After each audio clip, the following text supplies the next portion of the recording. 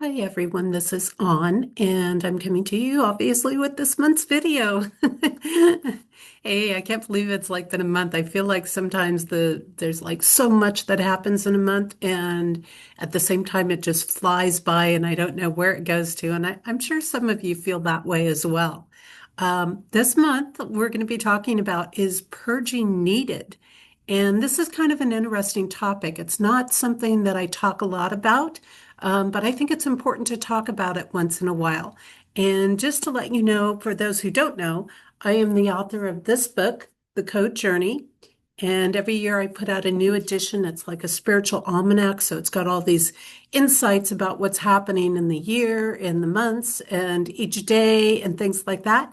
So it's got a whole variety of information. It's kind of a personal growth tool so that we can go through life with a more compassionate approach, with um, going through life with compassion and with foresight and being able to make wise decisions. Because when we're working from foresight, we are able to make these wise decisions and things. And I always think that's important because that helps us move along through life. It helps us maneuver this world, this earth that we're living on in here. So, looking at what our topic is having to do with this aspect of purging, it's something that is coming up in September in our code energies, and the energies that are present and going to be current in there. So, um, and before I get started, I want to mention I just recently redid the website. By the way, the new edition of the Code Journey is out. And I'm sorry to interject this so suddenly. Just finished the 2026 edition and it published on August 19th. So actually just a couple of days prior to me filming this. And then also the new website is up for those that want to go check it out. It's at compassioncodes.com. If you go on there, you'll see where it says books. You can click on the code journey and it will take you directly to the links where you can purchase the book, by the way. So, okay, PSA is out of the way. Now, moving on to this aspect of purging and purification, which is coming up in our codes in September. And this is kind of an interesting thing because I think for some people, they really resist it. For some people, they see it as a really hard thing to do. For some people, um, they feel very challenged by it. It's almost something that they feel forced to do or have to do. And then for other people, they get very excited about it and they're very interested in, yes, let me purge, let me clean. What is this about? And we have a variety of different ways that we do this, of course, because we purge mentally, physically, emotionally, spiritually. We have all kinds of different ways that we go through this process of purification and purging. And almost every belief system has some component or some aspect to doing this. Now, when we start to look at this from a code perspective, if we look at purification, what is purification about? When we look at it from an energetic perspective, it is about clearing out the lies, the distortions, the manipulations, and that is about getting into truth and integrity. And so when we look at it from this perspective, we're really coming into a place where we we have to make sure we're checking ourselves because it's so easy to blame other people. It's so easy to point fingers at other people and going, well, you're telling lies, you're doing manipulating, you're doing this. And we're not standing in that accountability for ourselves. And I know for me, I regularly am going through and checking, okay, am I being honest about this? Am I only being partly honest about it? And I think that's one of the challenges that a lot of people deal with today is because there's so little out there that is 100% true and in integrity. And this is becoming more and more from what I've seen around people, a real touchy spot and a real frustrating spot. Because a lot of people, I think they're just at that point, just tell me the truth about things. But what's challenging about that is because there's a lot of people that go, well, I tell the truth. And then when I tell the truth, people do not receive it. They don't want to hear it. They don't like it. They resist me. They deny what I'm saying, this and that. And this is where it can get tricky because sometimes we are telling the truth, but sometimes people don't want to hear it, right? Because none of us like to have something. Sometimes we just need time to process that information a little bit. But there can be a fine line between what is truth and what is our perception of things.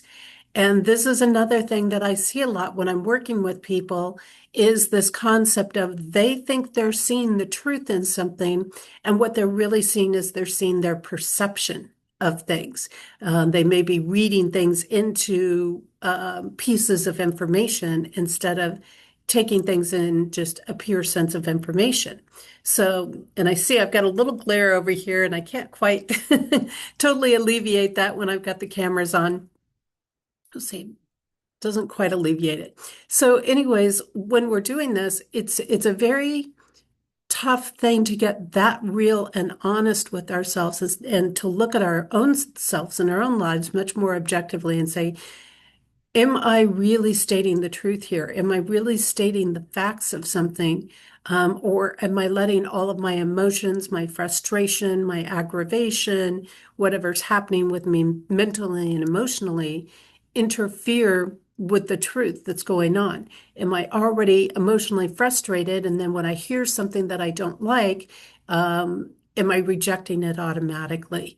Or am I getting defensive about it or things like that? So, anyways, when we get down to this aspect, this purification is really about consciously choosing to let go of the lies, let go of the deceptions, let go of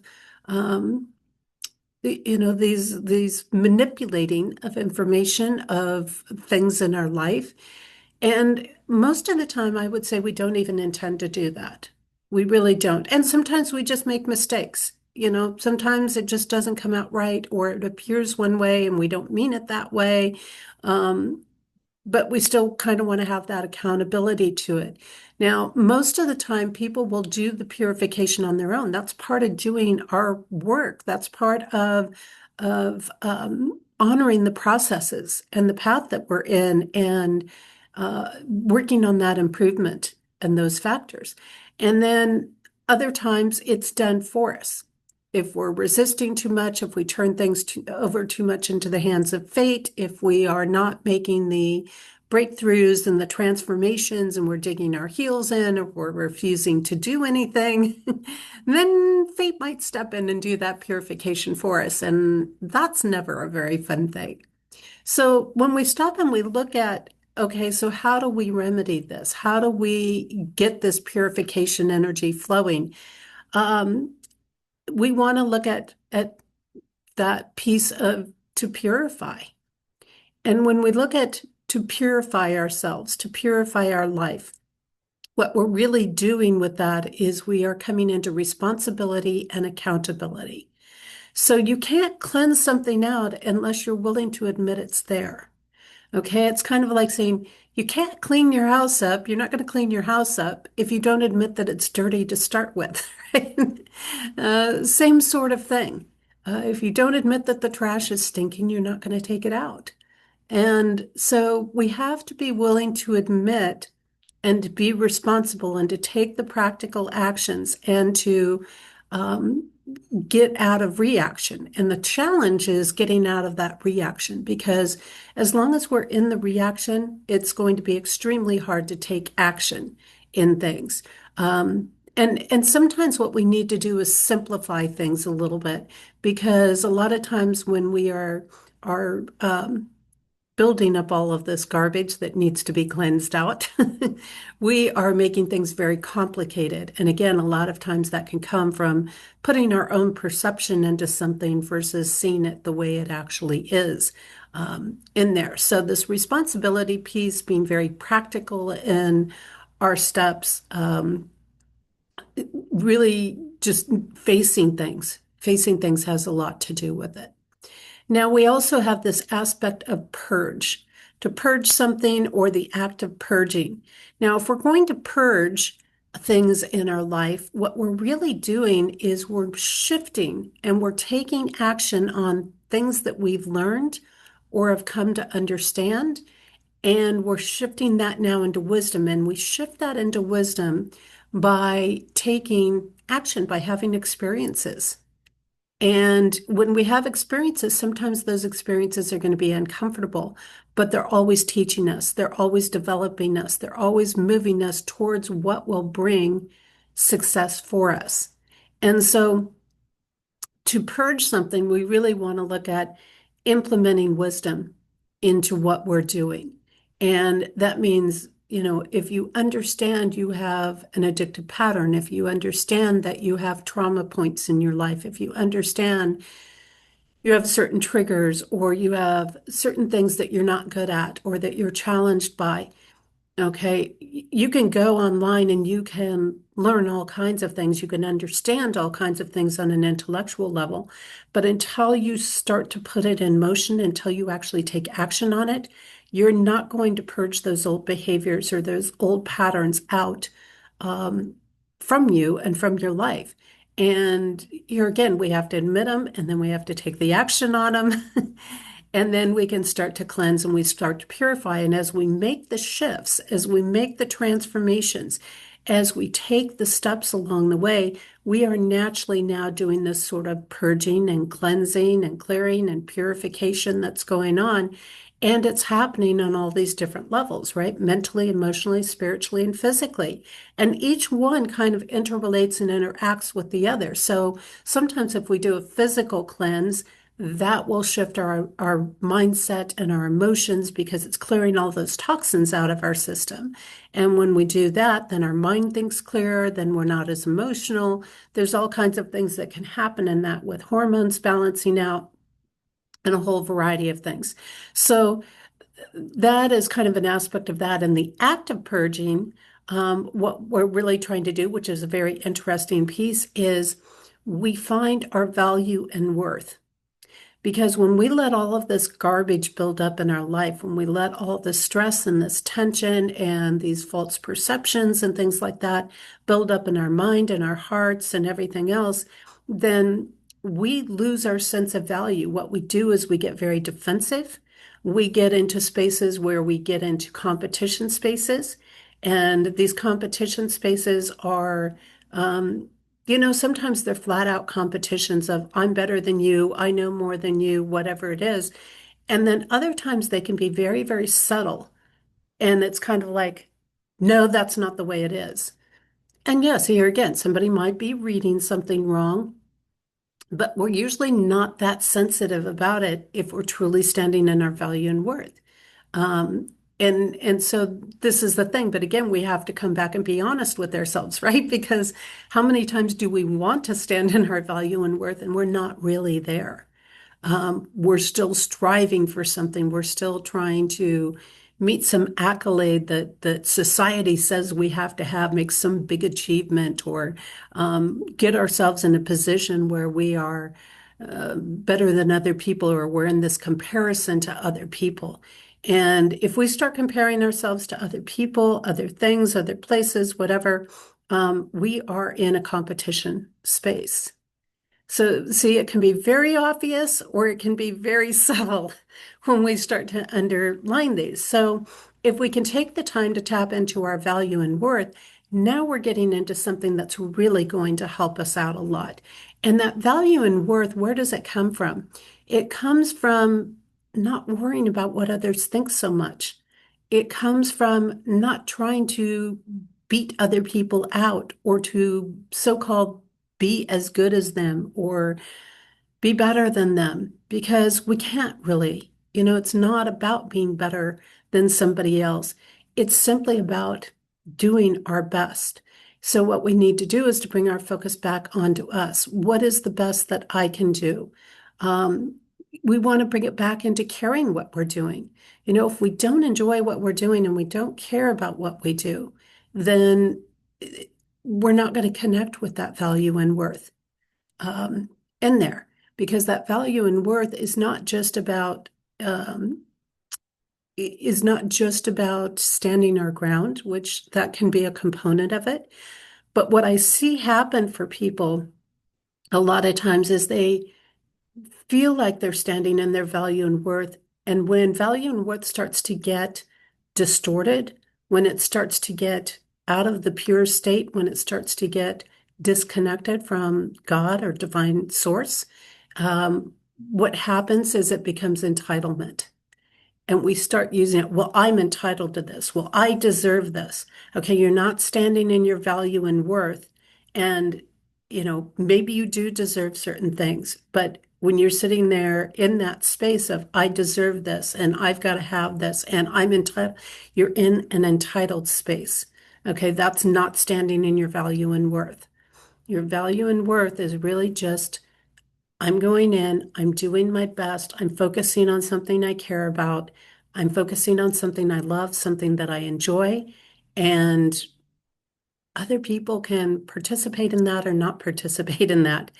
And I'm not going to be upset one way or another over it because my happiness, my value, my worth isn't connected to other people. It's connected to how I feel about what I'm doing. And I know as a person who has a lot of challenges and different ways that I deal with that, some days my best is getting out of bed. Some days my best is just getting up and getting anything done whatsoever. Um, that sometimes is my best. And other days it could be writing multiple, you know, pieces of things, getting full reports done for people or, getting a big chunk of a chapter done or something like that. So it varies from day to day. But again, our best is not necessarily attached to our value and our worth. So when we're standing in this value and this worth piece, we're really coming down into saying my happiness, my joy, my ability to care about what I'm doing is not attached to other people or other things in any way. And that's a pretty cool thing to start to recognize and to implement. And when we start to, again, implement these things, we start purging out all of that negative energy, all of that defensive energy, all of that aggressive energy that comes up. And I'll tell you, there's a lot of times that we fall into those spaces and we don't realize it. And I find that sometimes the people that get most aggressive are also the same ones that are the most sensitive. So, like, they'll be so ready to critique somebody else and so ready to criticize what somebody else is doing and how they're approaching things. And then when the same thing happens to them, they're completely defensive about it, completely sensitive about it. So, here again, we have to come back to looking at us. We have to come back into our own space and looking at these things. So it's about not comparing ourselves to other people. It's about releasing these entitlements. So when we start to come into this, what are we doing? We're also coming into values. We're living by values. We're living by spiritual qualities. We're living by virtues, right? In things. And as we do that, there's less and less room. The more we invite that into our life, the less room there is for the negativity, for the pessimism, for the defensive behaviors and things like that. So we don't always have to be defending ourselves. And I always tell people, take a look at yourself. When you're getting angry over something, there's something deeper there. There's something else going on. When you cannot hear something about yourself, when you're pointing fingers and you're not looking at yourself first, um, then yeah, there's some serious stuff going on there. There's something deeper going on there. There's some other pain or stress or something else that's going on, and you're using different situations to take it out on people and blaming other people for things. So we have to let go of that. Value and worth is not being perfect. It's not being above everybody else or better than everybody else. Matter of fact, it's a very humble position to be in. And then again, this caring about what we're doing. When we really care from what we do, what are we doing? We're unlocking the heart energy and we're really working from the heart and we're putting our heart and soul into something, for example. And if we're putting our heart and soul into something, we're not going to be sensitive about it because the soul self is not operating in that space. And I can speak because, the soul before me went into a lot of these spaces, you know, went into a lot of these spaces, the soul that resided in this body before me. And I've been through them and stood by as my human self went by and through these different things. So I don't say them lightly just from reading something. I say them because I've been through them. And I've been in those denial spaces. And because I've not wanted to see things that others were pointing out, that I've watched this other soul go through things as well. And I've watched it in people around me as well. And that's part of why I can identify the things that I identify that are going on with people, because my human self has been through all those feelings. My human self has gone through all of those perceptions and those thoughts and those ideas and those justifications and every piece of it. And I, to this day, constantly am working on these different components. And I think it's an ongoing process. So when we purge stuff, we're really getting rid of all those negative thoughts. We're really letting go and we're saying, okay, enough of this. I'm choosing something different. And it takes practice. It's not like you just, empty the trash out. Think of your trash at home, right? You take the trash out once, but that doesn't mean you don't accumulate more trash in coming days or weeks, right? You have to regularly be taking the trash out. It's not a one and done thing. Very little, if anything, is a one and done thing in this world. It's something we have to regularly be working on. And so, yeah, think about it. This applies again to our heart, our thoughts, our feelings, um, our physical body. And if we're regularly doing the cleansing, if we're regularly doing the purification, the purifying of things, and that's one of the things I do, whether it is going out and walking in the forest, whether it's regular fasting, not just intermittent fasting, but other ones, it is constantly clearing and cleansing. And when I'm in that constant space, yeah, it just feels so much better. And the more time you spend in that space of purification, again, this is not a deprivation thing. This is not a hardship thing. Um, it's something that feels so good. It's something that just, until you do it, until you start to clear these things out, you don't always see the difference. It's kind of like if you are a weekend drinker and you drink, well, I just have a glass or two on the weekends, right? And you don't see how it's impacting you. You don't see how it's affecting you. You think you're going along and everything's fine. But then if you go through a long period without having anything at any point in the way of that alcohol, you start to realize, wow, I really do feel different. I feel better. I feel healthier. I feel more clear. I feel, whatever. So a lot of times when we're in these spaces, we can't see it. So I encourage you, take the time to regularly purge, take the time to regularly purify. And that doesn't mean you have to throw everything out of your life. It's really more about changing. What am I feeling in here? What am I thinking up here? What am I saying? What am I doing for my body in there? And it's a progression. And when you slip up a little bit and you have a bad day or a bad period, maybe it's a month, maybe it's longer, who knows? It's different for everybody depending on what they're going through. You take that time, you take a step back and you go, okay, what are we going to do to cleanse? Obviously, something needs to be cleansed here. But again, you don't have to just throw everything out of your life. You have to sometimes make some decisions. What can stay? What can go? What do I want to clear out? Sometimes we outgrow things, right? That's part of the purging process. Throw out what doesn't work anymore. Throw out what doesn't apply, what doesn't fit. Um, but also, we have to have some patience and we have to have some kindness and some forgiveness in this path of things and realize that not everybody around us is going to want to purge and purify and hold themselves in that space or can or is at a point that they're there. And, I think that that's something we have to keep in mind and we have to be forgiving with people as they go through their processes and their aspects of purifying along the way. So I hope this has been helpful. I hope it's been useful. Again, go over to my website, check it out, compassioncodes.com. There's a lot of cool stuff on there. Lots of things coming up. I've got some events coming up. I'll be live in Vermont, September 12th and 13th. Also back there, around the 25th of October, I have some things coming up in Bethel, Maine. I have a series of conscious living courses going on through our adult education here.